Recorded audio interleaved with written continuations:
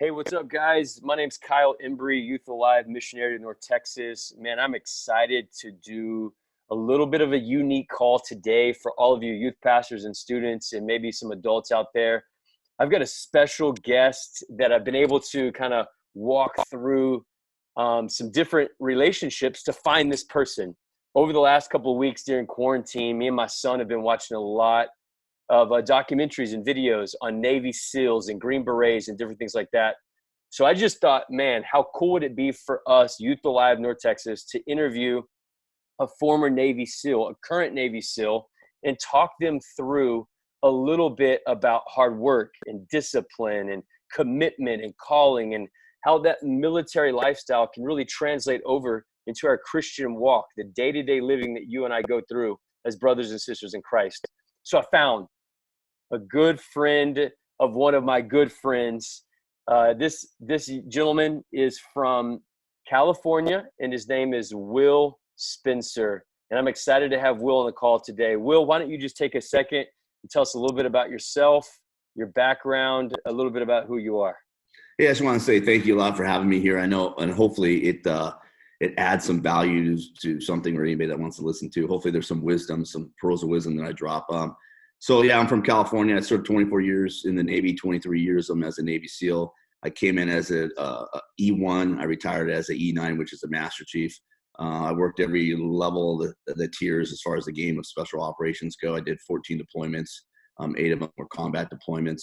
I just luckily fell into a hard time or a time of conflict, which is what all of us warrior types desire when we come in. We really do want to be at the tip of the spear to fight. And then we definitely have put on the fight. It's been the longest conflict in U.S. history. That shouldn't fall short on anybody. And we still haven't gotten out of it. We're just in another chapter or another season of it, or what they call the new norm. And like now we're living through the first pandemic in our nation in our lifetime. So really we're going through history. Probably not the best part of history, but thank you so much for having me. And hopefully I'll be able to share something that's worthwhile in this video conference. Appreciate it. That's great. And you married and have kids. I think you have 3 sons, if I remember. Yeah, so thanks for asking about that. Of course, my number one priority in life, like all us men, is taking care of families. So luckily, I'm very fortunate enough to find a better partner in life than myself, my rock, which is my wife, and we have 3 sons together. And yesterday, I got some good news that my middle son was accepted to law school. He's actually still, one of his number one choices is Texas A&M law, but they haven't got back to him yet. But he actually got accepted to law school. So it's one thing serving your nation. It's one thing serving your nation in the teams. It's another thing keeping the family together, keeping them strong, and raising 3 good sons. But I always said that a true American patriot, you have to geometrically progress yourself. And so I produced 3 other pipe hitters for our nation. So I'm very proud of that and thankful that I have them, and they're in good health, knock on wood. That's great. Now, we got a lot of high school, middle school students, even college students that may be potentially watching this call. How did you know you were chosen to go into the military, to serve our country? A lot of people today are struggling with the calling on their life. What do I do? How did you know, Will? It's probably several factors to that question. It's maybe simplistic, but there's probably several variables involved there. First, my father's father served. My father served. 2 of my older brothers served, and I served. They just all happened to serve in the Army, and I was the black sheep of our whole squadron or tribe, and I decided to join the Navy. And then I had a couple of coaches growing up. I was huge in athletics, and they said, well, you're pretty rebellious, so have you thought of going into Navy and special operations? I think one of them had a friend who was a frogman. And so that influence, which it does take a village, and your coach is a part of that village and mentoring and training up the next generation, kind of led me that way. And then the last thing I would say is that, John Wayne actually had a huge influence on me.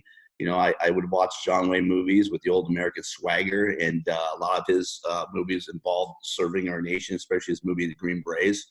And so then I decided, I made a decision. I think I was at 17 when I made a decision to go into the Navy and try out for the SEAL teams.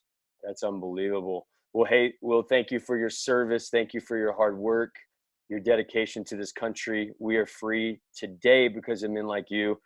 Hey, I know a lot of people glamorize and talk a lot about stuff like buds and Hell Week, and a lot of that initial getting into your calling. Man, you want to be a Navy SEAL. Well, it comes at a high price. Can you maybe tell us a couple of stories, some lessons you learned during Hell Week and buds? So maybe preface everything. So when I was young, 2 weeks after high school, when I graduated, Navy recruiters came to my house, dark 30 in the morning, took me away from my family. When I came into Navy, I did 8 weeks in Great Lakes, the boot camp. I did 7 weeks in Philadelphia at the HT Hull Technician A School. Then I went straight away to Cornell, California, to the BUDS program. And so I was still 18, maybe a $1.60 soaking wet. I knew little, if anything, about the program. I didn't read the books. I didn't try to outmaneuver the program in any which way. I just came in as prepared as I could, as far as an 18-year-old can. And then I took it on the head. I just suffered through the program and got through it.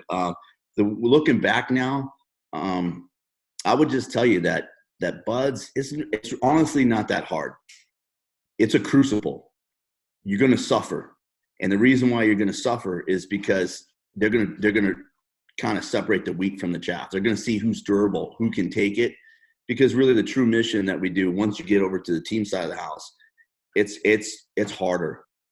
Going out every day, every night, doing operations and missions. If you can't go through training, and the way I saw it was, look, you get 3, sometimes during Hell Week, 4 meals a day, and you're doing 2 to 3 workouts a day. It's a workout camp with a little bit of yelling, a little bit of suffering, a little bit of this. If weather comes in, it gets a little worse. Yeah, you're going to be cold, but through suffering, you become a better person, and they check your character. Your character becomes better. You become a better performer. If there isn't any suffering, then you're just another person in the gym working. And so the suffering, the crucible that leads to you as a better operator in the team. So that's what I kind of I see now looking back. At the time, it just sucked, and the truth is, the more there are, the more it's going to hurt until they break you down into a good group of good folks that they need as operators. So some days you're like, hey, I just got to get through the day because it's that bad. Some days you're like, I got to get to the next meal. It's hurting so bad. I need to make it to the next meal. During Hell Week, you get 4 meals, thank God. So they give you 4th meal, which is at midnight, or they call them mid-rats. And I'm telling you, during Hell Week, and Hell Week's pretty hard, and people glamorize it, talk about, yeah, you're going to suffer. Yeah, it's going to suck. But you got to get to the next meal. Thank God they gave a meal at midnight. So you're going to get to the meal at midnight. If you get to the meal at midnight, then you really only have about 4 or 5 hours before you get to breakfast. And if you get to breakfast, then you only got 4 or 5 hours before you get to lunch. If you go meal by meal, you can suffer through it. If you think during Hell Week, I need to make it through the day, you're not going to make it because it sucks that bad. You're hurting that bad. If you think I need to make it to the end of the week, well, the first hour, you're already hurting so bad and suffering. Sometimes you got to break it down. I got to make it to the next top of the hour. I got to make it to the next water break. And that's how bad it can get. But as long as everybody's suffering together, there's some enjoyment in suffering, locking arms with fellow brothers, fellow good-minded, patriotic folks who are trying to get through something together.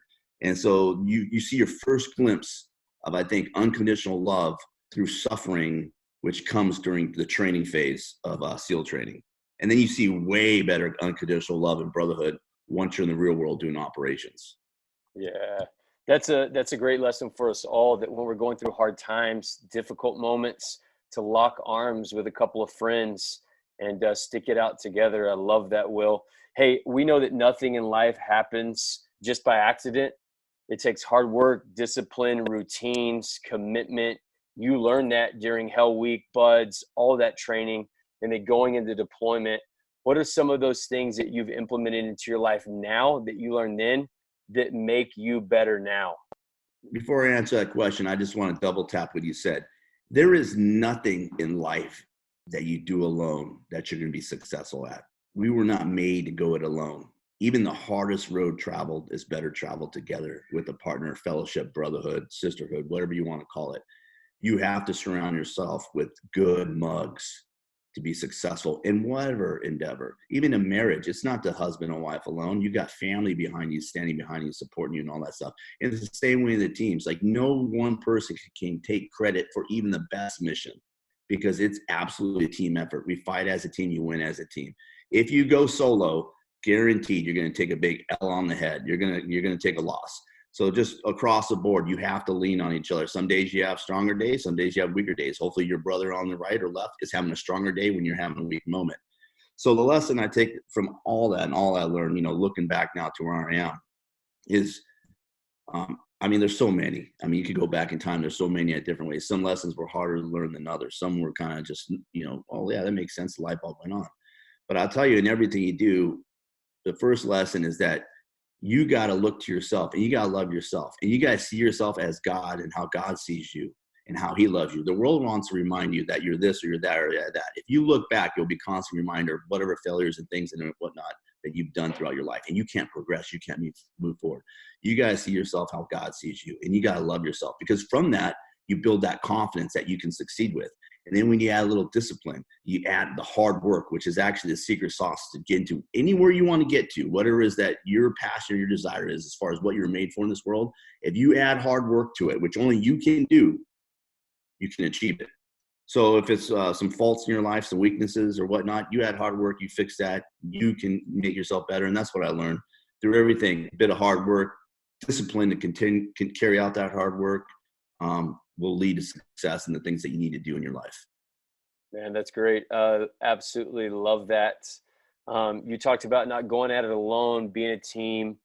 We in America, we talk a lot about the military, and we have often a lot of days nationally to celebrate, and we call our military our heroes. I mean, what you guys have gone and done for this country is incredible. But I also know that there's a generation out there that doesn't quite understand our freedoms. They're generations removed from some of the price that have paid, where their moms or dads may have laid down their lives for this country. So a young generation out there called Gen Z right now, what would you speak to them about freedoms and heroism when it comes to the military? There is nothing that we have in this day and age that we're enjoying, and we would not have it without the sacrifice of others in multiple generations. A good portion of our population that came before us. You know, we're standing on the success that others laid the foundation for long ago. And that's why we always look back, especially during Memorial Day, and reflect on the sacrifices, the lives laid down, and life, not just lives lost, but the work put into building what we have. I at times blame the Atlantic and Pacific Ocean for the overabundance of problems that we have. And what I'll tell you that is, like, we have done such a good job. The patriots of our nation have fought and sacrificed so well to give us what we have that we're happy. We got lazy. We have an overabundance of things, and it's easy to be like, hey, life's so great. And you forget what it took to get there. You forget the fight that it takes to get there. We forget the fight that it continually takes to maintain it. And I think if we had enemies at the border, we'd be a bit sharper. Everybody want to understand why we are and how we are and where we are and how we got there. But because we don't, we have good real estate. The next generations don't necessarily have to consider that. They don't have to worry about that. Hey, once the pandemic subsides and people get out and they're able to travel, I say don't go to Europe, don't go to London, don't go to Switzerland. Go out there to a true third and fifth world country and see how they're living, and see how hard 90% of the world lives and how tough it is, and how people are trying to figure out what they're going to eat the next day, what it's like to live off $1 a day as far as a household income. And then what it's like to worry about your security at any one time. You know, there's a lot of stories I could tell you about how horrible, mankind is to each other. And in my last profession, we saw that a lot. We have so much love and concern for us as a nation, as Americans. We are the light of the world. We have so much not only love and concern for each other, but for other people. But in other countries, life is worth less than a gallon of gas at times. And some folks treat each other that way. And when you see that, you're horrified, and you realize how good you got it here because how bad some parts of the world are. And then when you have that contrast, you appreciate how you have what you have and what you have. But that's the problem. The younger generations, not all of them, don't have that contrast yet. They haven't ventured out into the world. Some of them haven't ventured out the state that they live in, let alone go to maybe Maui or Hawaii for vacation. So they don't have that contrast. The contrast puts all that into place, right? So, I think in time, and we're seeing it, I think people will learn to be a little wiser to what you're talking about. Yeah, it's great. Big word in that is often respect. And we know that respect and even fear is gone from society. People do not respect or fear the police department. They don't respect or fear, and I'm talking about a good, healthy fear here, their mom or dad or the principal at their school or even the government. With that, sometimes erodes our respect and fear from God. So can you talk just about that, the lessons you learned from the military, serving this country, the respect and the fear, and how they go hand in hand? to really produce a great citizen of this country? Yeah, respect is a huge glue that binds the thread of society together, right? Respect for your elders, respect for those that have come before you. I remember when I was a 160-pound soaking wet young bud student going through SEAL training, and one of my first instructors that I was scared of his name was Joe Valderrama. This guy, big barrel-chested freedom fighter guy, had a big shark, white-tailed shark tattooed on his ribs, and this guy could kill you with one hand. I mean, his each of his fingers was as thick as his wrist. I mean, he looked the part, he talked the part. I'm Joe Valderrama, and I was like, wow, this is the guy I want to be. This is the SEAL that I looked to, that like, yeah, he can go and clear a house by himself with his bare hands, kind of a guy. He could chew through metal and all kinds of stuff. Now, how do I get to being like him? And I had a reverent respect to him, not out of fear, but also because I want to be like him. So we got to ask ourselves today, like, when you pull certain good things out of the thread of society, like say the fear of God, the belief in a God, the belief in who your role models are, who your true role models are, who do we should emulate or want to be like, and you put other role models in their place. Yeah, you're not going to have your respect. You're going to have reverency. No one respects the celebrities today who basically get paid to be fake for a living. I mean, there's no truth. So it erodes all respect. So anything, there is no status, there is respect. Everything's about selfishness, yourself, whatever you want to do, what you feel. But you forget that your true role models, which starts with God, and the priority goes down, the list goes down from there to your father, to your parents, and all the way down to your coaches, of that reverence and that respect, starting from the first one, which is your creator. So we're losing a little bit of that in society. And when you see the loss of that, the threads of society start getting slowly pulled apart because there's no glue that binds it. Hopefully that makes some sense. Oh, absolutely. That's phenomenal. So you talk about the creator, you talk about this fear of God. Obviously, your life was on the line. I think you said 14 times you were on tour in other countries. If you don't mind, if you could give us a couple of those countries, and in those times and places, how you found your faith and how your faith kind of kept you strong. And we believe your faith brought you back alive. This God who created you, protected you in the midst of lots of danger. So talk to us for a little bit about your Christian faith in war times. Well, I got to go back all the way to when I was a child. I lost my father when I was young. I was 6 years old, and my father had a heart attack. And then I remember one of my older brothers and I trying as best as we could at that time to do CPR on my father till the paramedics came. And then after that, I lost my dad. And I felt like a failure for a while. I didn't know what I felt like. I was just sad. I was a pretty sad kid, but I felt like a failure because how well can a 6-year-old kid do, providing CPR for his father? So I lost my father during that time. From there, I learned, I guess the biggest lesson was like, man, everybody's got struggles in life. Everybody's dealing with loss. But most of all, we got to be the best version of ourselves that we can be so that we can try to do some good in those big times of catastrophic potential failures, right? We got to be able to be prepared to do some good. So in the rest of my life, I lived so I could be prepared to save a life, prepared to fight, prepared to, do something good. I learned a hard lesson from there. I don't want to lose another person that I love. I think the lesson I learned, so I prepared myself. So I think that carried with me through all the BUDS training and everything and getting into teams. Like I said, teams is the hardest place because now you're with a pack of wolves who are all training to carry out missions and then do it repetitively, rinse and repeat, rinse day, night, air from the sea, every which way. So it's a lot. So overseas, 8 of my deployments were combat deployments. Of course, most of that's been spent in Iraq and Afghanistan. I did a tour in Northern Africa and also down in the Southern Philippines where there was some very low intensity stuff going on. But it was only 2 of the Triple C mission. But anyhow, not to get that deep in it, but every mission is different. And then every mission has some similarities to it. For me, I grew up, my father was a Lutheran. When he passed away, I transitioned over to being a Seventh-day Adventist. I've always had a belief in God. I would tell you that in my military can be a pretty dark place, and you have to rely on yourself a lot. So it gets a little darker at times. So several times I could tell you like I backslid or whatever you want to call it, or my faith wasn't as strong, or I wasn't really focused on God. But definitely in the trenches, everybody's a believer. So I renewed my faith as I grew up, as I matured, when I got married, when I started having my own sons. Then I realized things started really, the light bulb started really going off. And so I renewed my faith. I'm just a non-denominational Christian. I go Maranatha Chapel here in San Diego. But I'll tell you, the world's a dark place. combat, conflict, war, that's the darkest place that humans create on the earth. And it's so sad to see, because the level of suffering is higher than anybody can imagine. You can't even imagine it, even watching movies and whatnot. When you hear a mom cry her heart and soul out because her child just got killed in front of you, or her husband who was an insurgent was killed in front of her, or vice versa, in which way, you cannot take that. It's hard. And Americans are good people. I'll tell you, generally Americans, because we have a Judeo-Christian belief system, we have good hearts. If you ask yourself, or I ask myself, why are so many Americans today dealing with PTSD and all these issues from conflict and war? Because they have moral injuries from the sensory overload from conflict that they weren't prepared for.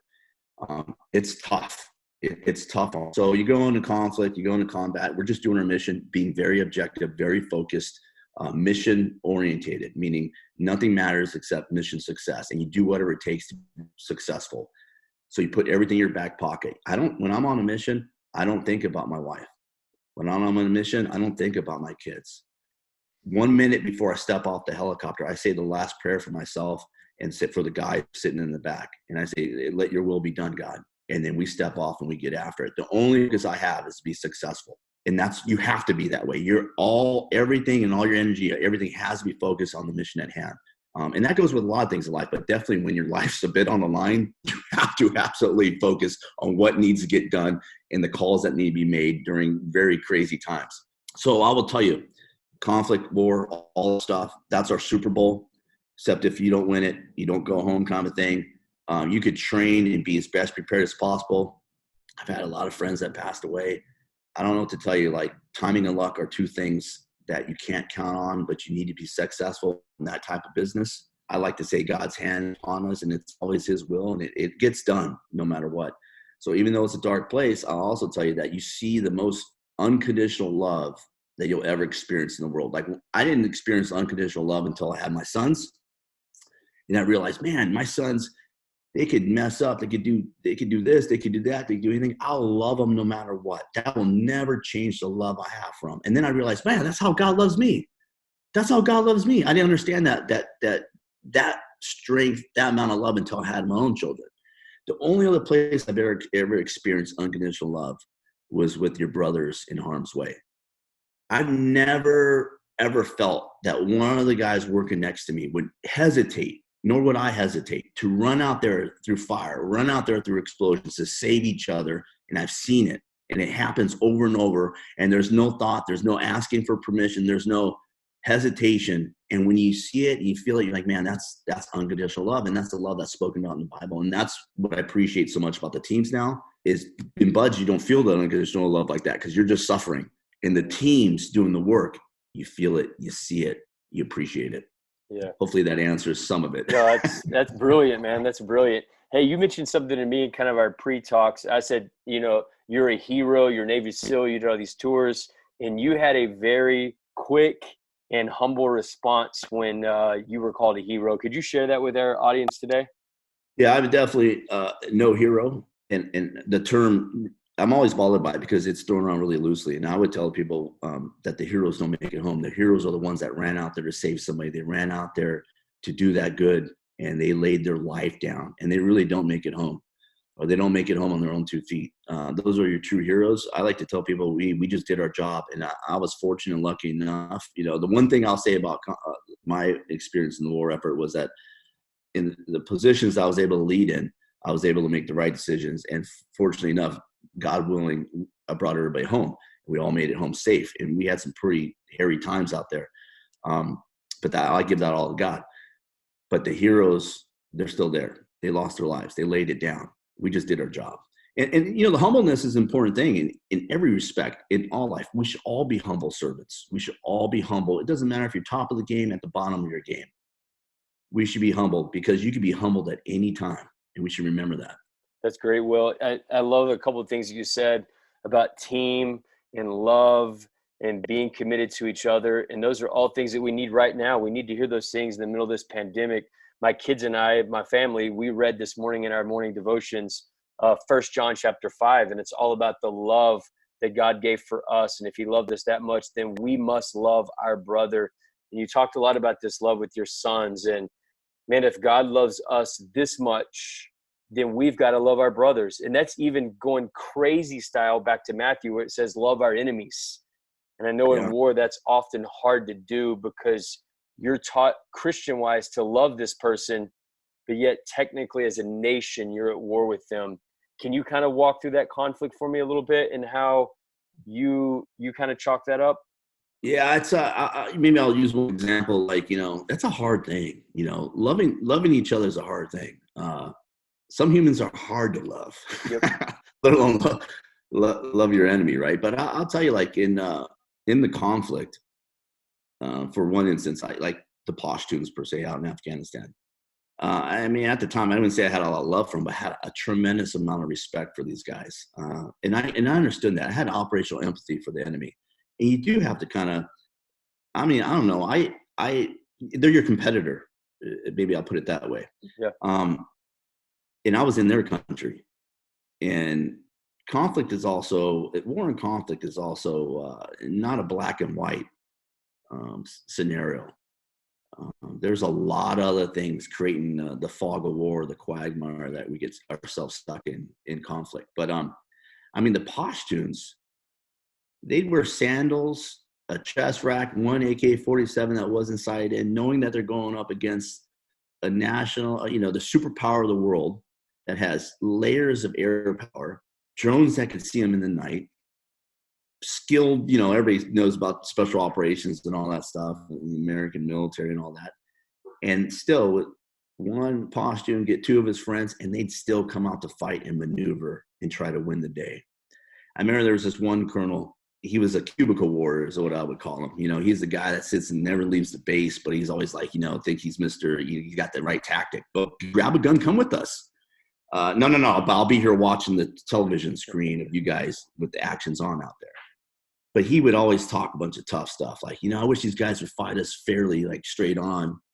And I was thinking, you know what? You don't get it. These guys are still coming out to fight. They're not even wearing shoes. They're wearing sandals, a chest rack, and they're carrying one gun. And they're coming to fight F-18s, AC-130 gunships. They know you got Reapers, Predators out there. They know that we got everything stacked up against them. And they're coming out to fight. If you can't respect that, if you're just I don't know. I don't know what you are, but there's honor in it, and there's honor in your enemy. There's an appreciation for what they're doing. But I always pray, God's will be done, and I always hope that we win the day. And luckily for my cycles, we won the day. I'm not judging them. And if I was born a Pashtun in Afghanistan, I hope this makes sense to everybody out there. And let's say another foreign country came into my country. Let's call them the Chinese. What do you think I'd be doing? What do you think you'd be doing with me? Yep. Yep. That's right. Hey, we often see movie in Hollywood, they glamorize. Do you personally watch any of these war movies that come out in America? I don't watch anything with SEALs because they're all lies. They're all fictitious. They're all over the top, and they're all glamorized. Look, I don't think war and conflict should ever be glamorized, and we should be silent professionals, and the things that we do should be kept under wraps. And that mystique is what gives us the operational room to maneuver in and to do the good work that we do it in. We can't give up our tactics, techniques, and principles. You got to maintain the modern day ninja capability that we need to operate. But I get it. People want, America needs heroes, and they want to watch cool stuff and all that. So they got to glamorize, make fictitious, and Hollywood wants to make money off and all that stuff. But the war movies I like I like the old World War II movies. Where it's good, strictly good versus evil. It's about true grit. It's about brotherly love. Like Fury, that last one with Brad Pitt, that was pretty good. That's about one that of my favorites. Crew. Yeah, I mean, I like things like that, and I like the change of a character through the crucible of conflict that they're going through. And so, really, the World War II flicks like John Wayne. That was it. The was that the long road, that was to Tamagan where they were protecting that bridge. Yep. That was a bridge too far. Like a bridge too far was pretty good. The things we have today are just very not a lot of depth to them. They're just trying to excite you, Yeah. with some action type stuff. So you named a couple of your favorites. What are some of the ones that you're like, dude, this is ridiculous. I hate this one. It's not true. Whatever. Can you share that? Well, I mean, if you ask me, I would tell you every single SEAL movie that's out there is not true. I mean, I know. Hey, maybe I shouldn't say it, but like, look, if you ask Big Will, yeah, I'll tell you that every single SEAL thing out there is historical fiction, right? And it's made to be that way. It's dramatized and whatnot. I get it. If you get some entertainment, you get a couple cool things out of it. Cool. Just know the majority of your best operators that ever existed in all the special operations community, whether it's over at CAG or Delta, the Army SF, the Navy SF, anywhere, your best guys' stories and their names have never been told and will never be known. And they have done great things. What you see in the movies and whatnot, that's Hollywood and all that stuff. And it's other folks that are trying to, we're capitalists and they're trying to capitalize off the situation. I get it and all that stuff. And hopefully it's good. It's good and it helps, someone get motivated or influences them in a good way. But we got to remember, Hollywood's Hollywood. Hey, let me say that on this end, as you made a good parallel there. We have the same thing in our work with pastors, right? Pastors versus Navy SEALs. There's a lot of pastors out there in small churches, big churches that aren't celebrated across. They're not big names. They haven't written books, but they're truly some of the heroes as well. Not every pastor at a big church is always the greatest and best guy, and not every pastor at a small church is not always the worst and the most despicable guy. There are hidden heroes all throughout society, and we appreciate and love them all. And I appreciate your thoughts on that. So, hey, any one last word? I know we're up against time here. One last word, one last story, one last juicy detail you want to give these students maybe watching this call today? No, I'll just tell you because, first of all, you got to keep God first in your life. And I think when you have God first in your life, everything becomes prioritized accordingly and correctly. Okay, so if anything, just remember that, keep God first. And then remember, he gave you all the talents and abilities, skills, and everything you need to be successful in what you need to be successful in. And you got to always get on your knees. You got to raise your arms up. You got to bow your head at times. And you got to ask for what his will is, right? But remember that he's also giving you everything you need to be successful. Okay, so don't ever dwell on anything. If you ever feel like, if you ever look back into the world, which is a dark place, and you look for them for help, you look to them to give you advice, you look to Hollywood to motivate you, well, you're going to get the beautiful letdown. Yeah. Look to the light, look to your creator, because he created you. He loves you unconditionally. You're loved, you're forgiven. I'm blessed. My family's blessed. I thank you all for your time. I like to say, give a shout out to everybody out there, anybody that's suffering. Just know that everything will be okay, that this too shall pass. It always passes. And you can always reach back to me if you need anything. I know this is quick time, time is scarce. It's a commodity these days. But appreciate you. Thank you. Hey, thanks, Will. Thanks for your time. Big help and a great conversation today.